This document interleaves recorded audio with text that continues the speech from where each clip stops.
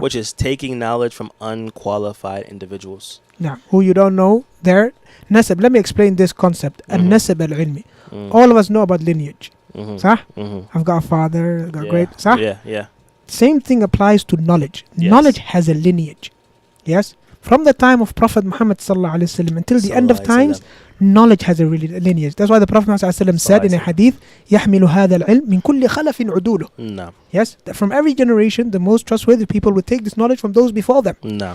The knowledge and then has a lineage. you also have the inheritors of that knowledge. Naam. That's why Allahu Akbar. Allahu Akbar. Which is the scholars. Exactly. That's why the Prophet sallallahu alaihi wasallam, he called the Anbiya, he called the scholars Warathatul Anbiya. Warathatul Anbiya. Yeah. They inherited this from the Prophet, showing us that, the way you inherit wealth from your family members, scholars have inherited knowledge from Muhammad sallallahu alaihi wasallam. So who are the people that inherit that from the scholars? Their students. Exactly. Because of that connection of ilm. No. So we have the lineage, which is the connection of DNA, if you like, and we have the connection of ilm.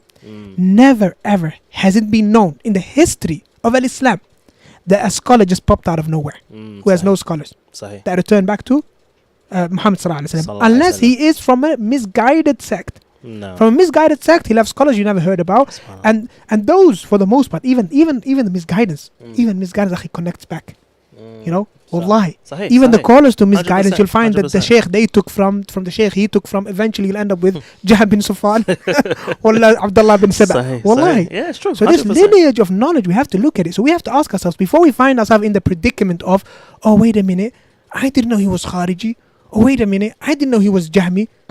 What do you mean I don't know? إن هذا العلم دين فانظروا عمن تأخذون دينكم. You didn't do your homework. Like Muhammad Sirin said, this knowledge is religion. So look to who you take your religion from. It's an obligation upon you to actually look before you take the knowledge, not that you look after you already took the shabha. Yeah. I get that. Akhi, subhanAllah, I get a lot of questions like this. They'll be like, Akhi, I heard such and such from so-and-so. Is this true? I'm like, why are you even listening to so-and-so? Yeah. Who told you to listen to so-and-so? They're like, oh, Akhi, I heard. And this goes on down a whole rabbit hole of different things and excuses of why they listen to these individuals. No. Ikhwa, brothers and sisters, don't listen to people you don't know who they study from. You don't know where they got their knowledge from. You don't know. And we talked about this in the episode about tazkiyat. No. We talked about this in great detail. No. Yes, there are those who have clear tazkiyat from the scholars. They testify to their knowledge. They know them. They're upon khayr, etc. Then there's those who might be, they might be on the other end where they didn't get a chance to study with the scholars. However, they're known in an area for only teaching Quran and Sunnah, and they stick to what they know. They don't go above their limits. But they took from the scholars as well. But they take from the scholars as well, yes. But just in a different way, right? Yeah. And they're teaching this Quran and Sunnah. No. And they become known. And you don't see nobody with a clear jarh, a clear opposition to their teachings, right? Tayyib, this is khair. But then we're coming with names, and this is the problem with social media.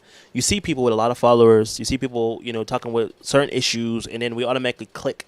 And we're going down a rabbit hole of different any types of misguidance. We never ask ourselves, who did this person take knowledge from? Yeah. And this, if you like, is the common factor. Ma'alish. This from what I've seen on YouTube, this is a common factor. Muhammad Hijab, all of us know that clip that went out recently and all his attack on Muhammad Abdul-Hameed, his calling to the Aqidah of Jahan bin Safwan and Ash'ariyya and negating Allah Ta'ala's names and attributes. Again, who did they acknowledge from? Yeah. You'll find he studied from Western universities. That's where he got his degrees from. Name me one scholar from the contemporary scholars of Ahl Sunnah wal Jama'ah that he studied with. Wala wahid. Sahih. Haqiqah, who did you study from? Ali Da'wah, who did you study from? Alright, and the likes. And the list goes on and on and on and on. Yeah, and this isn't like, subhanAllah, some people, they might see this and they might think we're taking personal shots or some things like that. But it's not personal. It's just asking a general question. Like, if you're taking knowledge from someone, you need to know who they studied from. No. And this is just a fact that they didn't study under anybody of knowledge that we know of, at least. No. Right? Like you said, studying either in Western universities, or some of them may not have studied at all. I don't think some of them even know Arabic. Yeah. You get what I'm saying? But they're giving da'wah and they're pushing it, which is no problem. Stick to what you know. However, know that limit. Let them give da'wah to non-Muslims. Yeah. أنت شو دخلك أنت؟ Yeah. Huh? You go and read, seek knowledge from the Tullab al-Ilm who've sought from the scholars or from scholars. If he's out on the streets debating non-Muslims, calling them to Islam, okay, good for you. You know what I mean? Okay, that's fine. Yani, this kafir, we're not going to say to the kafir, only take knowledge from him. La, the non-Muslim calling him to Islam, هذا باب أوسع. It's a bit more open to actually teaching someone Islam. Okay? No, يعني say So let's that was re- probably even with the ayah. Let's read this statement from Shaykh Beautiful Salih statement, Fawzan, it's Hafidhullah beautiful. Ta'ala, and I sent this in the Telegram group, I think like 2 days ago. And he says, الأشخاص الذين ينتسبون إلى الدعوة يجب أن ينظر فيهم. And those individuals who ascribe themselves to giving da'wah, it is a must, it is compulsory that they be investigated. أين درسوا? Where have they studied? ومن أين أخذوا العلم? And from where did they take their knowledge? وأين نشأوا? And where were they reared or brought up? وما هي عقيدتهم? And what is their عقيدة? What is their beliefs? وتنظر أعمالهم وآثارهم في الناس. Right? And their actions and their efforts upon the people must be investigated. Their effects on the people, yeah. Must be investigated. وماذا أنتجوا من الخير? And what have they brought about from good? What have they produced? وماذا تترتب على أعمالهم من الإصلاح? What have they done to cause some type of rectification? يجب and sorry if I can point this out, which is these things the Shaykh mentioned.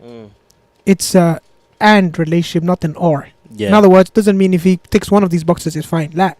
Even if the person has some sort of athar which are praiseworthy in a certain bab, for example, opposing the liberals or the feminists or whatever, or calling people to Islam that are non-Muslims. Okay, he ticked one box. Yes. But that still doesn't mean that he ticks all the other boxes. Exactly. The Shaykh is not saying here, he's saying wa. Exactly. In Arabic, wa atf means and. Exactly. He needs to tick They're all connected. of these boxes. Exactly. Not just one of them. Exactly. Meaning you need to look at where they study. You need to look at where they took knowledge. Look at where they were reared. Look at who brought them up and taught them this knowledge. Look at their beliefs. Look at their actions and their effects. It needs to be investigated. How is it affecting the people? It could be that he studied. Look, it could be he has studied with the scholars. It could be his aqidah is okay, but his effect on the people is horrible. He's splitting the people. Okay, he hasn't ticked that box. Another one, he hasn't sought knowledge from the scholars, but his effect on the people, mashallah, people are coming into Islam through his hands. Are we going to say khalas? La, you have not ticked the other boxes, and so on and so forth. He has to tick all of these boxes, not one or two, because that's the argument people are going to give. They're going to be like, Akhi, what have you done for Islam? Da'wah is called so many people to Islam, they became Muslim. Okay, that's fine, but still that doesn't make him qualified to give da'wah and talk about the religion of Allah subhanahu wa ta'ala. He still needs to seek knowledge. He still needs to tick these other boxes. And again, it goes back to just knowing your height, knowing where to stop. We finish reading this last bit. It says, it is a must that their affairs be investigated before the people are misled by their statements. And when it is apparent, and look at what is apparent from them. This investigation is necessary, especially during the present time in which the cause of fitna are many. Subhanallah. Repeat that last bit again.